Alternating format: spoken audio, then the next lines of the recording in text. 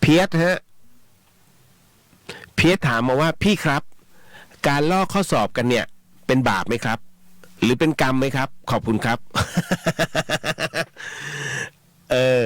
ผมเข้าใจแล้วผมเข้าใจน้องเพียรให้เขาลอกหรือว่าเป็นผู้ลอก ถ้าถามอย่างนี้หวัดดีฮะขวัญหวัดดีเจ้าพี่เลียวสนุกทุกคืนเจ้าจริงดินะฮะเพียรบอกถามผมว่าการลอกข้อสอบนั้นเป็นบาปใช่ไหมมันเป็นการฝึกตนให้เป็นคนที่ลุ่มหลงในอบายฮะอบายคือเบื้องต่ำนะฮะเป็นสิ่งที่ทำให้เราเป็นทุกข์นะฮะเพราะนั้นอบายมุขเนี่ยนะฮะเพราะฉะนั้นเนี่ยแน่นอนที่สุดนะมันไปฝักใฝ่ในเรื่องของสิ่งที่มันไม่ถูกไม่ต้องนะเพราะฉะนั้นการลอกข้อสอบนั้นถือว่าเป็นกรรมไหมเป็นฮะมันขึ้นกับเจตนากรรมเกิดจากเจตนาหวัดดีฮะคุณทิพย์ป่าไม้ทองนะฮะสวัสดีค่ะคุณเลียวสวัสดีครับผมพอถึงตรงนี้ถึงได้บอกว่ามันเป็นกรรมการลอกข้อสอบนะมันเป็นกรรมที่คุณอาจจะมองข้ามว่ามันน่าจะมันก็คือบทเรียนอะเล็กๆน้อยๆนะฮะมันบาปไหมมันถ้าสมมุติว่าการที่คุณทุจริตแล้วกระทบกระเทือนถึงเขาเรียกว่าไฟลามทุ่งอ่ะอันเนี้ยน่ากลัวเป็นกรรมแล้วก็จะเป็นอะไรที่ติดตัวมหันต์ผมยกตัวอย่างเช่นการสอบพลตำรวจคุณได้ข่าวใช่ไหมฮะ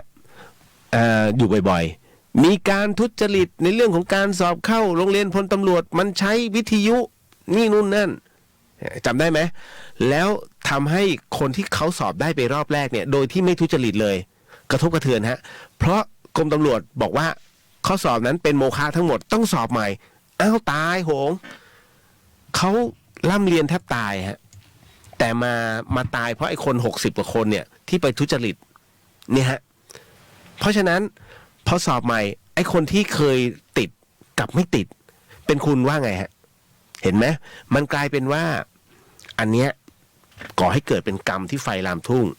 กรมตำรวจเสียเงินนะออกแบบข้อสอบใหม่ทุกคนเสียเวลาเสียหมดมันเป็นทุกกระบวนการเพราะฉะนั้นตัวนี้จึงเป็นกรรมฮะนะฮะเป็นกรรมที่ฝึกให้ตนเนี้ยลงไปสู่อบายขนาดสอบเข้าพลตำรวจคุณยังทุจริตแล้วเป็นตำรวจคงจะเป็นตำรวจที่ดีอ่ะนะฮะเพราะฉะนั้นเนี่ยในสิ่งที่ผมยกตัวอย่างเนี่ยมันคือกรรมที่มันเกิดขึ้นดังนั้นผมถึงได้บอกว่าจะทำได้ไม่ได้both to เดาเต็มที่วันนั้นแฟนเราชอบเลขนี้คุณนับเลยตึงต้อง ผมเชื่อว่ามีหลายคนทำ นะนั่นแหละบางคนทอดเต่าเล็กน้อยนึกในใจไอ้กูชอบเลขนี้ไว้กูเกิดวันนั้นเอาเนี่ยนับ หยุดตรงไหนกาตรงนั้นนะนี่แหละเป็นกรรมนะฮะต้องบอกก่อนนะถ้ามันเป็นเรื่องราวที่กระทบอันใหญ่แล้วมันเป็นการฝึกให้เราไปสู่อบายนะฮะไม่ดีหรอกแต่ก็ไม่รอดผมก็ทำลอกเขาแล้วก็ให้เขาลอกด้วยของผมเนี่ยหนักสุดเขาทำให้ด้วยโอ้ยเมื่อก่อนเป็นนักกีฬาไงนะฮะแล้วมันเนื้อหอมสาวๆนั่งอยู่ข้างหน้าเลยมานี่เดี๋ยวทำให้ อาจารย์เดินผ่านปุ๊บมันเปลี่ยนข้อสอบปุ๊บเอาไปทำให้ ผมก็โอ้ยช่วงนั้นแสบฮะสมัยเรียนไม่บอกเรียนที่ไหนผมมาเรียน5 มหาลัยนะเมื่อก่อนเนี้ย เรียนตามผู้หญิง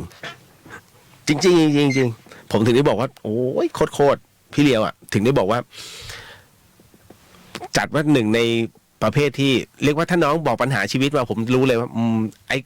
ผู้หญิงกำลังคิดอย่างนี้อยู่คุณกำลังคิดอย่างนี้กับเขาอยู่คือมันรู้ทันทีเพราะว่าประสบการณ์ฮะมันมีประสบการณ์ตรงนี้นะฮะ